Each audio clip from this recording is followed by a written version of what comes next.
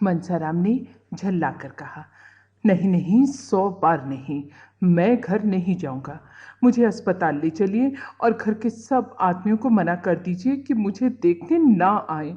मुझे कुछ नहीं हुआ है, बिल्कुल बीमार नहीं हूँ। आप मुझे छोड़ दीजिए, मैं अपने पाँव से चल सकता हूँ। वो उठ खड़ा हुआ और उन्मत्त की भांति द्वार की ओर चला, लेकिन पैर लड़खड़ा गए। यदि मुंशी जी ने ना संभाल लिया होता तो उसे बड़ी चोट आती। दोनों नौकरों की मदद से मुंशी जी उसे बग्घी के पास लाए और अंदर बिठा दिया। गाड़ी अस्पताल की ओर चली। वही हुआ जो मुंशी जी चाहते थे। इस शोक में भी उनका चित्त संतुष्ट था। लड़का अपनी इच्छा से अस्पताल जा रहा था। क्या ये इस बात का प्रमाण नहीं था कि घर से इसे कोई स्नेह नहीं है? क्या इससे ये सिद्ध नहीं होता कि मनसाराम निर्दोष है? वो उस पर अकारण ही भ्रम कर रहे थे। लेकिन जरा ही देर में इस तुष्टि की जगह उनके मन में ग्लानि का भाव जागृत हुआ। वो अपने प्राण प्रिय पुत्र को घर न ले जाकर अस्पताल लिए जा रहे थे। उनके विशाल भवन में उनके पुत्र के लिए जगह न थी, इस दशा में भी, जबकि उसका जीवन संकट में पड़ा हुआ था। कैसी विडंबना है। एक क्षण के बाद एकाएक मुंशी जी के मन में प्रश्न उठा, कहीं मनसाराम उनके भावों को ताड़ तो नहीं गया? इसीलिए तो उसे घर से घृणा नहीं हो गई है। अगर ऐसा है तो गजब हो जाएगा। उस अनर्थ की कल्पना ही से मुंशी जी के रोएं खड़े हो गए और कलेजा थक थक करने लगा। हृदय में एक धक्का सा लगा। अगर इस ज्वर का यही कारण है तो ईश्वर ही मालिक है। इस समय उनकी दशा अत्यंत दयनीय थी। वो आग जो उन्होंने अपने ठिठुरे हुए हाथों को सेकने के लिए जलाई थी, अब उनके घर में लगी जा रही थी। इस करुणा, शोक, पश्चाताप और शंका से उनका चित्त घबरा उठा। उनके गुप्त रुदन की ध्वनि बाहर निकल सकती तो सुनने वाले रो पड़ते। उनके आंसू बाहर निकल सकते तो उनका तार बंध जाता। उन्होंने पुत्र के वर्णहीन मुख की ओर एक बार वात्सल्यपूर्ण नेत्रों से देखा। वेदना से विकल होकर उसे छाती से लगा लिया और इतना रोए कि हिचकी बंध गई। सामने अस्पताल का फाटक दिखाई दे रहा था। अनुच्छेद 11। मुंशी तोताराम संध्या समय कचहरी से घर पहुंचे तो निर्मला ने पूछा, उन्हें देखा? क्या हाल है? मुंशी जी ने देखा कि निर्मला के मुख पर नाम मात्र को भी शोक या चिंता का चिन्ह नहीं है। उसका बनाव श्रृंगार और दिनों से भी कुछ गाढ़ा हुआ है। मसलन वो गले में हार ना पहनती थी, पर आज वो भी गले में शोभा दे रहा था। झूमर से भी उसे बहुत प्रेम था, पर आज वो भी महीन रेशमी साड़ी के नीचे काले काले केशों के ऊपर फानूस के दीपक की भांति चमक रहा था। मुंशी जी ने मुंह फेर कर कहा, बीमार है, और क्या हाल बताऊं? निर्मला, तुम तो उन्हें यहां लाने गए थे? मुंशी जी ने झुंझुलाकर कहा, वो नहीं आता तो क्या मैं जबरदस्ती उठा लाता? कितना समझाया कि बेटा घर चलो, वहां तुम्हें कोई तकलीफ ना होने पावेगी, लेकिन घर का नाम सुनकर उसे जैसे दूना ज्वर हो जाता है। कहने लगा, मैं यहां मर जाऊंगा लेकिन घर ना जाऊंगा। आखिर मजबूर होकर अस्पताल पहुंचा आया, और क्या करता। रुक्मिणी भी आकर बरामदे में खड़ी हो गई थी। बोली, वो जन का हट्टी है, यहाँ किसी तरह ना आएगा, और ये भी देख लेना वहाँ अच्छा भी ना होगा।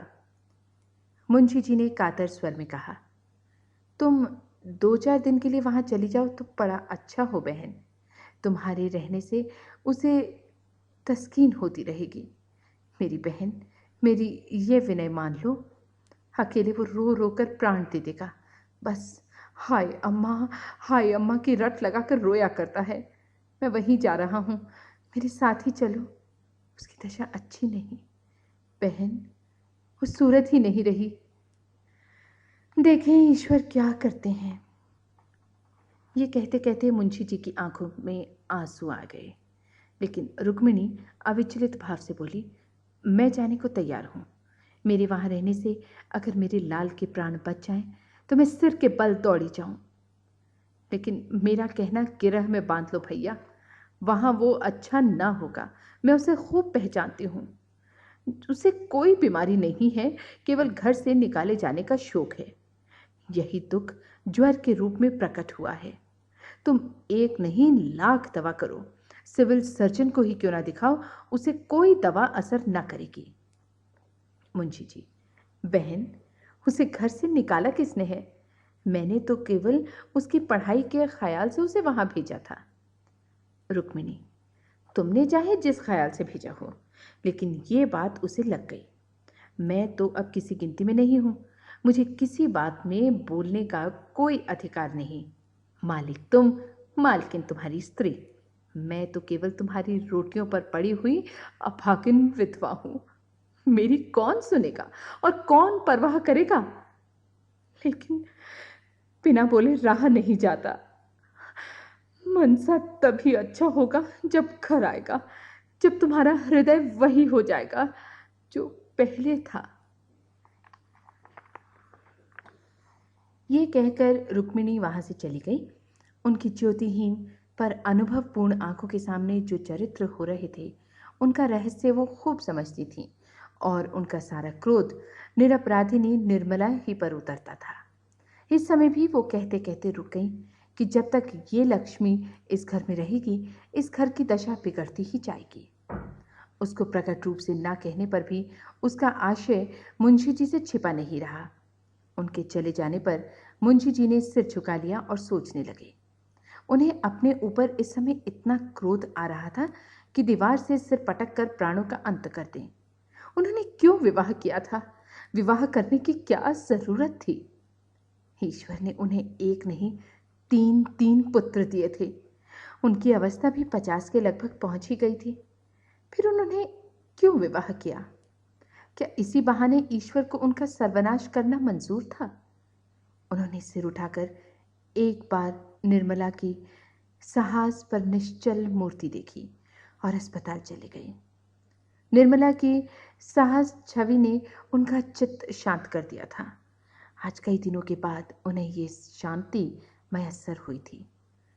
प्रेम पीड़ित हृदय इस दशा में क्या इतना शांत और अविचलित रह सकता है?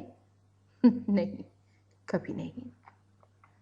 हृदय की चोट भाव कौशल से नहीं छिपाई जा सकती। अपने चित्त की दुर्बलता पर इस समय उन्हें अत्यंत क्षोभ हुआ। उन्होंने अकारण ही संदेह को हृदय में स्थान देकर इतना अनर्थ किया। मनसाराम की ओर से भी उनका मन निशंक हो गया। हाँ, उसकी जगह अब एक नई शंका उत्पन्न हो गई। क्या मनसाराम भांप तो नहीं गया? क्या भांप कर ही तो घर आने से इनकार नहीं कर रहा है? अगर वो भांप गया है तो महान अनर्थ हो जाएगा। उसकी कल्पना ही से उसका मन दहल उठा। उनकी देह की सारी हड्डियां मानो इस हाहाकार पर पानी डालने के लिए व्याकुल हो उठी। उन्होंने कोचवान से घोड़े को तेज चलाने को कहा। आज कई दिनों के बाद उनके हृदय मंडल पर छाया हुआ सघन घन फट गया था और प्रकाश की लहरें अंदर से निकलने के लिए व्याग्र हो रही थीं। उन्होंने बाहर सिर निकालकर देखा, कोचवान सो तो नहीं रहा है। घोड़े की चाल उन्हें इतनी मंद कभी ना मालूम हुई थी। अस्पताल पहुंचकर वो लपके हुए मनसाराम के पास गए। देखा तो डॉक्टर साहब उसके सामने चिंता में मग्न खड़े हुए थे। मुंशी जी के हाथ पांव फूल गए। मुंह से शब्द ना निकला।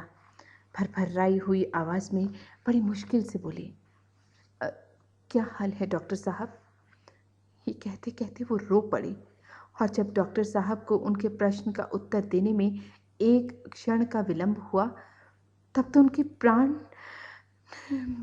नहीं में समा गए। उन्होंने पलंग पर बैठकर अचेत बालक को गोद में उठा लिया और बालकों की भांति सिसक सिसक कर रोने लगे। मनसाराम की देह तवे की तरह जल रही थी। मनसाराम ने एक बार आंखें खोली। आह, कितनी भयंकर और उसके साथ ही कितनी दीन दृष्टि थी। मुंशी जी ने बालक को कंठ से लगाकर डॉक्टर से पूछा, क्या हाल है साहब? आप चुप क्यों हैं? डॉक्टर ने संदिग्ध स्वर से कहा, हाल जो कुछ है वो आप देख ही रहे हैं। 106 डिग्री का ज्वर है और मैं क्या बताऊं, अभी ज्वर का प्रकोप बढ़ता ही जाता है। मेरे किए जो कुछ हो सकता है कर रहा हूं। ईश्वर मालिक है, जब से आप गए हैं मैं 1 मिनट के लिए भी यहां से नहीं हिला, भोजन तक नहीं कर सका। हालत इतनी नाजुक है कि 1 मिनट में क्या हो जाएगा नहीं कहा जा सकता। ये महाज्वर है, बिल्कुल होश नहीं है। रह रह कर डिलीरियम का दौरा सा हो जाता है। क्या घर में इन्हें किसी ने कुछ कहा है? बार बार अम्मा जी तुम कहाँ हो, यही आवाज़ मुंह से निकलती है। डॉक्टर साहब ये कह ही रहे थे कि सहसा मनसाराम उठकर बैठ गया और थक्के से मुंशी जी को चारपाई से नीचे धकेलकर उन्मत्त स्वर में बोला, क्यों धमकाते हैं आप? मार डालिए, मार डालिए, अब भी मार डालिए। तलवार नहीं मिलती, रस्सी का फंदा है या वो भी नहीं, मैं अपने गले में लगा लूंगा। हाँ माँ जी, तुम कहाँ हो? ये कहते कहते वो फिर अचेत होकर गिर पड़ा। मुंशी जी एक क्षण तक मनसाराम की शिथिल मुद्रा की ओर व्यथित नेत्रों से ताकते रहे। फिर सहसा उन्होंने डॉक्टर साहब का हाथ पकड़ लिया और अत्यंत दीनतापूर्ण आग्रह से बोले, डॉक्टर साहब, इस लड़के को बचा लीजिए, ईश्वर के लिए बचा लीजिए, नहीं मेरा सर्वनाश हो जाएगा। मैं अमीर नहीं हूँ, लेकिन आप जो कहेंगे वो हासिल करूँगा। इसे बचा लीजिए। आप बड़े से बड़े डॉक्टरों को बुलाइए और उनकी राय लीजिए। मैं सब खर्च दूंगा। इसकी ये दशा अब नहीं देखी जाती। हाय मेरा होनहार बेटा। डॉक्टर साहब ने करुण स्वर में कहा, बाबू साहब, मैं आपसे सत्य कह रहा हूँ कि मैं इनके लिए अपनी तरफ से कोई बात उठा नहीं रखा हूँ। अब आप दूसरे डॉक्टरों से सलाह लेने को कहते हैं। अभी डॉक्टर लहरी, डॉक्टर भाटिया और डॉक्टर माथुर को बुलाता हूँ। विनायक शास्त्री को भी बुला लेता हूँ, लेकिन मैं आपको व्यर्थ का आश्वासन नहीं देना चाहता। हालत नाजुक है। मुंशी जी ने रोते हुए कहा, नहीं डॉक्टर साहब, ये शब्द मुंह से ना निकालिए। हालत इसके दुश्मनों की नाजुक हो, ईश्वर मुझ पर इतना कोप ना करेगा। आप कलकत्ता और बंबई के डॉक्टरों को तार दीजिए, मैं जिंदगी भर आपकी गुलामी करूंगा। यही मेरे कुल का दीपक है, यही मेरे जीवन का आधार है। मेरा हृदय फटा जा रहा है, कोई ऐसी दवा दीजिए जिससे इसे होश आ जाए। मैं जरा अपने कानों से उसकी बातें सुनूं, जानूं कि उसे क्या कष्ट हो रहा है। हाय मेरा बच्चा। डॉक्टर, आप जरा दिल को तसल्ली दीजिए। आप बुजुर्ग आदमी हैं, यूं हाय हाय करने और डॉक्टरों की फौज जमा करने से कोई नतीजा ना निकलेगा। शांत होकर बैठिए, मैं शहर के लोगों को बुला रहा हूँ, देखिए क्या कहते हैं। आप तो खुद ही बदहवास हुए जाते हैं। मुंशी जी, अच्छा डॉक्टर साहब, मैं अब ना बोलूँगा, जबान तक ना खोलूँगा, आप जो चाहे करें। बच्चा अब आपके हाथ में है, आप ही उसकी रक्षा कर सकते हैं। मैं इतना ही चाहता हूँ कि जरा इसे होश आ जाए, मुझे पहचान ले, मेरी बातें समझने लगे। क्या कोई ऐसी संजीवनी बूटी नहीं, मैं इससे 2-4 बातें कर लेता।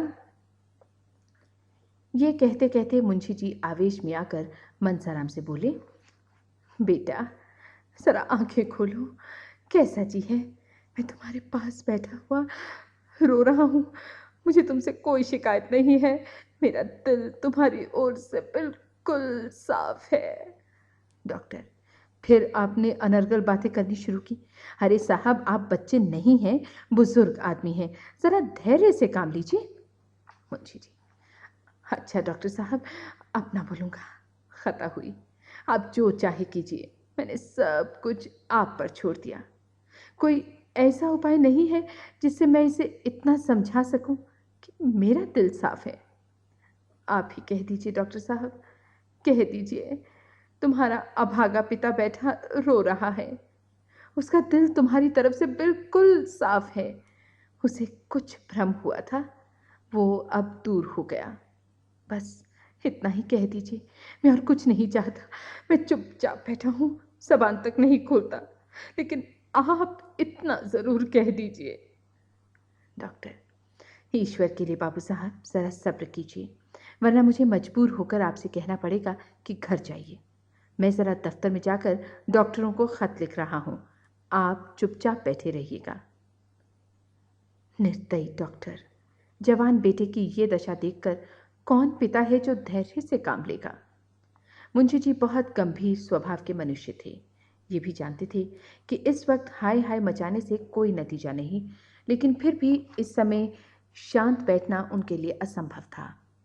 अगर दैव गति से ये बीमारी होती तो वो शांत हो सकते थे, दूसरों को समझा सकते थे, खुद डॉक्टरों को बुला सकते थे।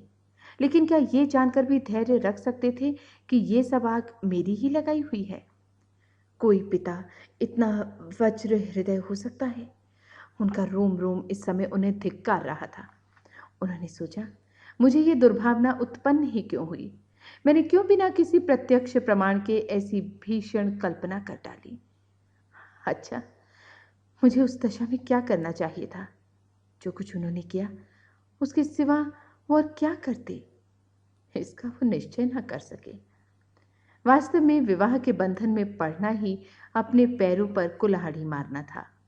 हाँ, यही सारा उपद्रव की जड़ थी। मगर मैंने ये कोई अनोखी बात नहीं की। सभी स्त्री पुरुष विवाह करते हैं, उनका जीवन आनंद से कटता है। आनंद की इच्छा से ही तो हम विवाह करते हैं। मोहल्ले में सैकड़ों आदमियों ने दूसरी, तीसरी, चौथी, यहाँ तक कि सातवीं शादियां की हैं, और मुझसे भी कहीं अधिक अवस्था में। वो जब तक जिए आराम से ही जिए। ये भी नहीं हुआ कि सभी स्त्री से पहले मर गए हों। दुहाज तिहाज होने पर भी कितने ही फिर रंडुए हो गए। अगर मेरी जैसी दशा सबकी होती तो विवाह का नाम ही कौन लेता? मेरे पिताजी ने 55वें वर्ष में विवाह किया था और मेरे जन्म के समय उनकी अवस्था 60 से कम ना थी। हाँ, इतनी बात ज़रूर है कि तब और अब में कुछ अंतर हो गया है। पहले स्त्रियां पढ़ी लिखी ना होती थी, पति चाहे कैसा ही हो उसे पूज्य समझती थी। ये बात हो कि पुरुष सब कुछ देखकर भी बेहयाई से काम लेता हो, अवश्य यही बात है। जब युवक वृद्धा के साथ प्रसन्न नहीं रह सकता तो युवती क्यों किसी वृद्ध के साथ प्रसन्न रहने लगी? लेकिन मैं तो कुछ ऐसा बुढ़ा ना था। मुझे देखकर कोई 40 से अधिक नहीं बता सकता। कुछ भी हो, जवानी ढल जाने पर जवान औरत से विवाह करके कुछ ना कुछ बेहयाई जरूर करनी पड़ती है, इसमें संदेह नहीं। स्त्री स्वभाव से लज्जाशील होती है, कुलटाओं की बात तो दूसरी है, पर साधारणतः स्त्री पुरुष से कहीं ज्यादा संयमशील होती है। जोड़ का पति पाकर वो चाहे पर पुरुष से हंसी दिल्लगी कर ले, पर उसका मन शुद्ध रहता है। बेजोड़ विवाह होने से वो चाहे किसी की ओर आंख उठाकर ना देखे, पर इसका चित्त दुखी रहता है। वो पक्की दीवार है, उसमें सबरी का असर नहीं। ये कच्ची दीवार है और उसी वक्त तक खड़ी रहती है जब तक इस पर सबरी ना चलाई जाए। इन्हीं विचारों में पड़े पड़े मुंशी जी को एक झपकी आ गई। मन के भाव ने तत्काल स्वप्न का रूप धारण कर लिया। क्या देखते हैं कि उनकी पहली स्त्री मनसाराम के सामने खड़ी कह रही है, स्वामी, ये तुमने क्या किया? जिस बालक को मैंने अपना रक्त पिला पिला कर पाला, उसके तुमने इतनी निर्दयता से मार डाला। ऐसे आदर्श चरित्र बालक पर तुमने इतना घोर कलंक लगा दिया। अब बैठे क्या बिसूरते हो? तुमने उससे हाथ धो लिया, मैं तुम्हारे निर्दयी हाथों से छीनकर उसे अपने साथ लिए जाती हूँ। तुम तो इतने शक्की कभी ना थे। क्या विवाह करते ही शक को भी गले बांध लिया? इस कोमल हृदय पर इतना कठोर आघात, इतना भीषण कलंक, इतना बड़ा अपमान सहकर जीने वाले कोई बेहया होंगे। मेरा बेटा नहीं सह सकता। ये कहते कहते उसने बालक को गोद में उठा लिया और चली। मुंशी जी ने रोते हुए उसकी गोद से मनसाराम को छीनने के लिए हाथ बढ़ाया तो आंखें खुल गईं और डॉक्टर लहरी, डॉक्टर भाटिया आदि आधे दर्जन डॉक्टर उनको सामने खड़े दिखाई दिए। अनुच्छेद 12। 3 दिन गुजर गए और मुंशी जी घर न आए। रुक्मिणी दोनों वक्त अस्पताल जाती और मनसाराम को देख आती थी। दोनों लड़के भी जाते थे, पर निर्मला कैसे जाती? उसके पैरों में तो बेड़ियां पड़ी हुई थीं। वो मनसाराम की बीमारी का हाल चाल जानने के लिए व्यग्र रहती थी। यदि रुक्मिणी से कुछ पूछती तो ताने मिलते थे, और लड़कों से पूछती तो बेसिर पैर की बातें करने लगते थे। एक बार खुद जाकर देखने के लिए उसका चित्त व्याकुल हो रहा था। उसे यह भय होता था कि संदेह ने कहीं मुंशी जी के पुत्र प्रेम को शिथिल न कर दिया हो। कहीं उनकी कृपणता ही तो मनसाराम के अच्छे होने में बाधक नहीं हो रही है। डॉक्टर किसी के सगे नहीं होते, उन्हें तो अपने पैसों से काम है। मुर्दा दोजख में जाए या बेहिश्त में। उसके मन में प्रबल इच्छा होती थी कि जाकर अस्पताल के डॉक्टर को 1000 की थैली देकर कहे, इन्हें बचा लीजिए, ये थैली आपकी भेंट है। पर उसके पास ना तो इतने रुपए ही थे, ना इतना साहस ही था। अब भी यदि वहां पहुंच सकती तो मनसाराम अच्छा हो जाता। उसकी जैसी सेवा शुश्रूषा होनी चाहिए वैसी नहीं हो रही है। नहीं तो क्या 3 दिन तक ज्वर ही ना उतरता? ये दैहिक ज्वर नहीं, मानसिक ज्वर है, और चित्त के शांत होने ही से इसका प्रकोप हो सकता है। अगर वो वहां रात भर बैठी रह सकती और मुंशी जी जरा भी मन मैला न करते तो कदाचित मनसाराम को विश्वास हो जाता कि पिताजी का दिल साफ है और फिर अच्छे होने में देर न लगती। लेकिन ऐसा होगा? मुंशी जी उसे वहां देखकर प्रसन्नचित्त रह सकेंगे? क्या अब भी उनका दिल साफ नहीं हुआ? यहां से जाते समय तो ऐसा ज्ञात हुआ था कि वो अपने प्रमाद पर पछता रहे हैं। ऐसा तो ना होगा कि उसके वहां जाते ही मुंशी जी का संदेह फिर भड़क उठे और वो बेटे की जान लेकर ही छोड़े?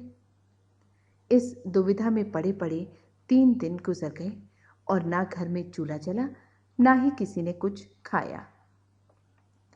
लड़कों के लिए बाजार से पूरियां ली जाती थी। रुक्मिणी और निर्मला भूखी ही सो जाती थी। उन्हें भोजन की इच्छा ही ना होती। चौथे दिन जियाराम स्कूल से लौटा तो अस्पताल होता हुआ घर आया। निर्मला ने पूछा, क्यों भैया, अस्पताल भी गए थे? आज क्या हाल है? तुम्हारे भैया उठे या नहीं? जियाराम रुआसा होकर बोला, अम्मा जी, आज तो वो कुछ बोलते चालते ही ना थे। चुपचाप चारपाई पर पड़े जोर जोर से हाथ पांव पटक रहे थे। निर्मला के चेहरे का रंग उड़ गया। घबराकर पूछा, तुम्हारे बाबूजी वहां ना थे? जियाराम, थे क्यों नहीं, आज वो बहुत रोते थे। निर्मला का कलेजा थक थक करने लगा। पूछा, डॉक्टर लोग वहां ना थे? जियाराम, डॉक्टर भी खड़े थे और आपस में कुछ सलाह कर रहे थे। सबसे बड़ा सिविल सर्जन अंग्रेजी में कह रहा था कि मरीज की देह में कुछ ताज़ा खून डालना चाहिए। इस पर भी बाबूजी ने कहा, मेरी देह से जितना खून चाहे ले लीजिए। सिविल सर्जन ने हंसकर कहा, आपके ब्लड से काम नहीं चलेगा, किसी जवान आदमी का ब्लड चाहिए। आखिर उसने पिचकारी से कोई दवा भैया के बाजू में डाल दी। 4 अंगुल से कम की सुई ना रही होगी, पर भैया मिन के तक नहीं। मैंने तो मारे डर के आंखें बंद कर ली। बड़े बड़े महान संकल्प आवेश में ही जन्म लेते हैं। कहाँ तो निर्मला भय से सूखी जाती थी, कहाँ उसके मुंह पर दृढ़ संकल्प की आभा झलक पड़ी। उसने अपनी देह का ताज़ा खून देने का निश्चय कर लिया। अगर उसके रक्त से मनसाराम के प्राण बच जाएं, तो वो बड़ी खुशी से उसकी अंतिम बूंद तक दे डालेगी। अब जिसका जो जी चाहे समझे, वो कुछ परवाह ना करेगी। उसने जियाराम से कहा, तुम लपक कर एक इक्का बुला लो, मैं अस्पताल जाऊंगी। जियाराम, वहां तो इस वक्त बहुत से आदमी होंगे, जरा रात हो जाने दीजिए। निर्मला, नहीं, तुम अभी एक इक्का बुला लो। जियाराम, कहीं बाबूजी बिगड़े ना। निर्मला, बिगड़ने दो, तुम अभी जाकर सवारी लाओ। जिया, मैं कह दूंगा, अम्मा जी ही ने मुझसे सवारी मंगाई थी। निर्मला, कह देना। जियाराम तो उधर तांगा लाने गया। इतनी देर में निर्मला ने सिर में कंघी की, जूड़ा बांधा, कपड़े बदले, आभूषण पहने, पान खाया और द्वार पर आकर तांगे की राह देखने लगी। रुक्मिणी अपने कमरे में बैठी हुई थी। उसे इस तैयारी से आते देखकर बोली, कहाँ जाती हो बहू? निर्मला, जरा अस्पताल तक जाती हूँ। रुक्मिणी, वहां जाकर क्या करोगी? निर्मला, कुछ नहीं करूंगी, क्या करने वाले तो भगवान हैं। देखने को जी चाहता है। रुक्मिणी, मैं कहती हूँ मत जाओ। निर्मला ने विनीत भाव से कहा, अभी चली आऊंगी दीदी जी। जी आराम कह रहे थे कि इस वक्त उनकी हालत अच्छी नहीं है। जी नहीं मानता, आप भी चलिए ना। रुक्मिणी, मैं देख आई हूँ, इतना ही समझ लो कि अब बाहरी खून पहुंचाने पर ही जीवन की आशा है। कौन अपना ताज़ा खून देगा और क्यों देगा? उसमें भी तो प्राणों का भय है। निर्मला, इसीलिए तो मैं जाती हूँ। मेरे खून से क्या काम ना चलेगा? रुक्मिणी, चलेगा क्यों नहीं, जवान ही का तो खून चाहिए, लेकिन तुम्हारे खून से मनसाराम की जान बचे, इससे ये कहीं अच्छा है कि उसे पानी में बहा दिया जाए। तांगा आ गया। निर्मला और जियाराम दोनों जा बैठे। तांगा चला। रुक्मिणी द्वार पर खड़ी देर तक रोती रही। आज पहली बार उसे निर्मला पर दया आई। उसका बस होता तो वह निर्मला को बांध रखती। करुणा और सहानुभूति का आवेश उसे कहाँ लिए जाता है, ये वो अप्रकट रूप से देख रही थी। आह, ये दुर्भाग्य की प्रेरणा है, ये सर्वनाश का मार्ग है। निर्मला अस्पताल पहुंची तो दीपक जल चुके थे। डॉक्टर लोग अपनी राय देकर विदा हो चुके थे। मनसाराम का ज्वर कुछ कम हो गया था। वो टकटकी लगाए हुए द्वार की ओर देख रहा था। उसकी दृष्टि उन्मुक्त आकाश की ओर लगी हुई थी, मानो किसी देवता की प्रतीक्षा कर रहा हो। वो कहाँ है, किस दशा में है, इसका उसे कुछ ज्ञान न था। सहसा निर्मला को देखते ही वो चौंक कर उठ बैठा। उसकी समाधि टूट गई। उसकी विलुप्त चेतना प्रदीप्त हो गई। उसे अपनी स्थिति का, अपनी दशा का ज्ञान हो गया, मानो कोई भूली हुई बात याद आ गई हो। उसने आंखें फाड़कर निर्मला को देखा और मुंह फेर लिया। एकाएक मुंशी जी तीव्र स्वर में बोले, तुम यहां क्या करने आई? निर्मला अवाक रह गई। वो बतलाए कि क्या करने आई। इतने सीधे से प्रश्न का भी वो क्या कोई जवाब दे सकी? वो क्या करने आई थी? इतना जटिल प्रश्न किसके सामने आया होगा? घर का आदमी बीमार है, उसे देखने आई है। ये बात क्या बिना पूछे नामालूम हो सकती थी? फिर प्रश्न क्यों? वो हतबुद्धि सी खड़ी रही, मानो संज्ञाहीन हो गई हो। उसने दोनों लड़कों से मुंशी जी के शोक और संताप की बातें सुनकर ये अनुमान किया था कि अब उनका दिल साफ हो गया है। अब उसे ज्ञात हुआ कि वो भ्रम था। हाँ, वो महाभ्रम था। मगर वो जानती कि आंसुओं की दृष्टि ने भी संदेह की अग्नि शांत नहीं की, तो वो कदापि ना आती। वो कुड़कुड़ाकर मर जाती, घर से पांव ना निकालती। मुंशी जी ने फिर वही प्रश्न किया, तुम यहां क्यों आई हो? निर्मला ने निशक भाव से उत्तर दिया, आप यहां क्या करने आए हैं?